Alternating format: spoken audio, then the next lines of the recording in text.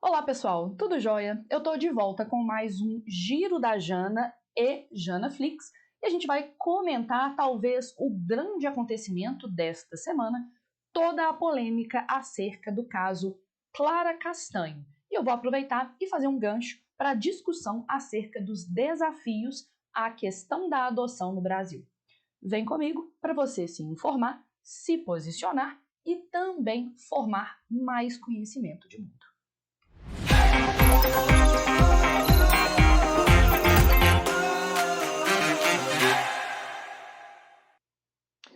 Bom, primeira coisa que a gente precisa conversar é sobre o grande acontecimento desta semana, o vazamento de informações sigilosas da atriz Clara Castanho. A atriz entregou um bebê para a adoção e ela tinha direito a permanecer no anonimato. Entretanto, algumas pessoas, a exemplo do jornalista Léo Dias, da celebridade Antônia Fontanelli, entre outros, desrespeitaram o direito à privacidade dessa jovem atriz e revelaram essa informação. Isso na mesma semana em que nós discutimos também a questão dos direitos sexuais e reprodutivos de uma menina de 11 anos grávida. E aí a gente pode começar a se perguntar sobre os direitos reprodutivos, os direitos sexuais femininos e quando a mulher opta por não permanecer grávida, o que acontece com essa mulher? Mas especificamente em relação ao caso Clara Castanho, eu selecionei uma primeira referência midiática para vocês. Esse texto, Clara Castanho entrega voluntária à adoção, é prevista em lei e a gestante tem direito ao sigilo. A Clara Castanho, não querendo se envolver na criação dessa criança, ela tem o direito de entregar essa criança à adoção, se manter protegida do julgamento da sociedade nesse sentido. Mas o que a gente observa é que, às vezes, no Brasil, os direitos não são lá muito respeitados. E eu acho que um dos principais obstáculos à questão da adoção no Brasil é um conservadorismo na sua discussão e o tabu, tanto em relação ao sexo e à sexualidade feminina, quanto até mesmo à própria ação da adoção. E aí, já que a gente está aqui no Giro da Jana e JanaFlix, a gente tem um primeiro repertório sociocultural que vale a pena eventualmente a gente discutir. Ao longo da história do Brasil, era muito comum a instalação nas Santa Casas de Misericórdia, nos hospitais, entre outras instituições ligadas à área da saúde, a instalação da Roda dos Enjeitados,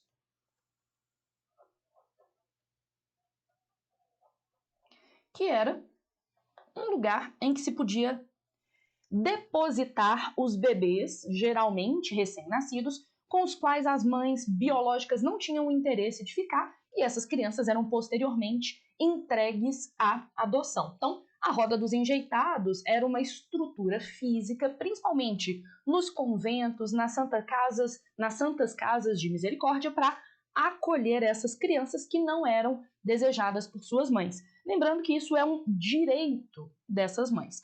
A Roda dos Enjeitados era uma maneira dessas mães se protegerem de eventuais discriminações e julgamentos morais no ato de deixar essa criança para uma outra pessoa criar. A gente pode pensar que, passados alguns séculos, o Brasil não melhorou tanto assim no que diz respeito ao julgamento moral e moralista das mulheres que não têm interesse de criarem seus filhos biológicos. Tanto que é necessário, neste instante, que seja criada, por exemplo, uma lei para proteger a privacidade das mães que entregam seus filhos. Então, Clara Castanho poderá ganhar lei com seu nome, proibindo a quebra de sigilo em adoções e especificando uma pena para os envolvidos nisso. Lembrando que, no caso Clara Castanho, vários profissionais estiveram envolvidos nisso, que eu considero uma forma de violência. O Léo Dias, a Antônia Fontanelli, a enfermeira que supostamente vazou essa informação para o jornalista, né? Então a gente tem que pensar o quanto o corpo feminino é um corpo autônomo e a moral feminina, a imagem feminina é digna ou não de respeito na sociedade brasileira. Então aqui, só para a gente entender qual seria o conteúdo dessa lei, a atriz Clara Castanho inspirou um projeto de lei que pune a quebra de sigilo durante a adoção de uma criança. O projeto foi protocolado nesta segunda-feira, dia 27. E o que é estranho é que no Brasil, às vezes, a gente precisa fazer uma lei para algo que já foi regulamentado. O anonimato da mulher que cede seu filho e para quem vai essa criança já é garantido no processo de adoção. No entanto, as pessoas às vezes acham que leis são poucas, não é mesmo? Oi, Léo Dias, estou falando de você. Além disso, um outro texto que eu sugeriria que vocês lessem é o texto que me faz dizer que talvez esse seja um bom tema para o Enem 2022. O governo federal sancionou, aprovou uma lei que cria a Semana Nacional da Adoção. O objetivo é promover a reflexão sobre o tema, além de estimular a realização de campanhas de conscientização sobre o ato de adotar. Ou seja, a gente já tem ali um início de uma proposta de intervenção. É necessário agora que isso passe pelo Congresso, pelo Senado, entre outras instâncias governamentais. Ok, mas a gente não pode deixar de lembrar os senhores que isto daqui é o Janaflix. Uma das ideias é que vocês tenham indicações de filmes e documentários para se aprofundarem nesses temas e até mesmo para se questionarem acerca desses temas. No que diz respeito aos repertórios cinematográficos, eu acho que, na discussão sobre o caso Clara Castanho, talvez o filme que melhor se encaixe é o filme norte-americano Juno, que é a história de uma jovem norte-americana que engravida e ela decide entregar o seu filho para adoção e todos os conflitos pessoais, familiares, sociais pelos quais ela passa nessa jornada. Então, primeira indicação é o filme Juno, porque fala justamente desse processo de entrega para adoção. Um outro filme que eu acho que se encaixa bem nessa discussão é o filme Lion. Lembrando, gente, esses filmes todos que eu indico estão nos principais portais e plataformas de streaming. O Lion é a história de um menino indiano de 5 anos que se perde do irmão em uma estação de trens e que acaba morando na rua e passando por dificuldades até ser adotado por um casal australiano. Então, se o Juno é um filme sobre a entrega da criança, o Lion é sobre a vulnerabilidade social dessa criança e sobre o processo de adoção em si.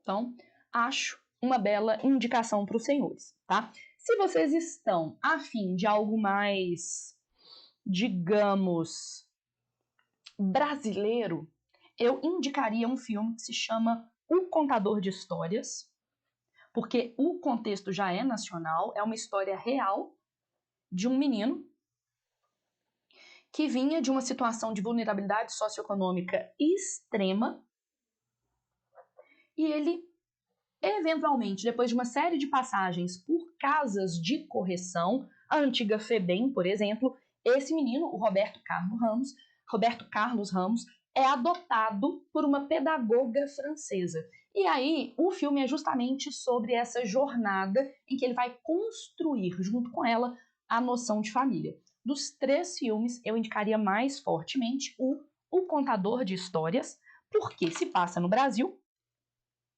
Então aqui vou pôr um coraçãozinho. Porque ele se passa no Brasil. Há uma discussão ali, ao mesmo tempo, sobre vulnerabilidade social desses indivíduos.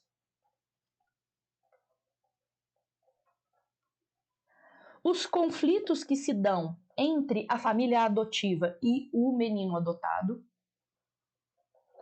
E até mesmo o quanto a adoção é uma ferramenta de promoção da plena inclusão social. E outro repertório que eu acho interessante, se você quiser, você poderia aproveitar esses primeiros repertórios para pensar qual é a função social da família. De acordo com o Émile Durkheim, um dos pais da sociologia moderna, a família é o mecanismo primário de socialização. É a primeira instituição que prepara o indivíduo para viver em sociedade e ela cumpre, portanto, um papel imprescindível na estruturação da sociedade como um todo. A família seria um microcosmo da sociedade. Então, repertório sociológico. O Émile Durkheim e a ideia de que a família é o mecanismo primário, o primeiro mecanismo, a primeira instituição de socialização do indivíduo. Então, ela cumpre um papel imprescindível.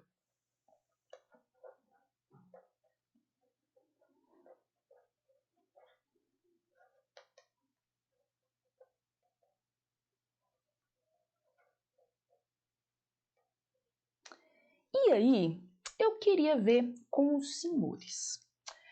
Eu tenho um tema de redação na apostila do meu curso que vai falar justamente sobre esse assunto. Vou colocar aqui esse tema de redação, que é obstáculos para ampliar a adoção e garantir os direitos da criança e do adolescente no Brasil. O que vocês querem que eu faça? Vocês querem que eu comente essa proposta de redação e estruture essa proposta de redação no nosso próximo vídeo? Vocês querem que eu corrija uma redação de algum aluno meu sobre isso? Ou vocês querem, por exemplo, que eu mostre o que vem junto com essa proposta de redação? Porque no verso de todas as propostas de redação das minhas apostilas vem uma estrutura sugerida, com ideias de tese, de introdução, de repertório sociocultural. Deixa aqui embaixo o comentário. O que você quer que eu produza aqui para o canal acerca da questão da adoção? Um vídeo de correção de texto, mais repertórios socioculturais, o comentário desse tema?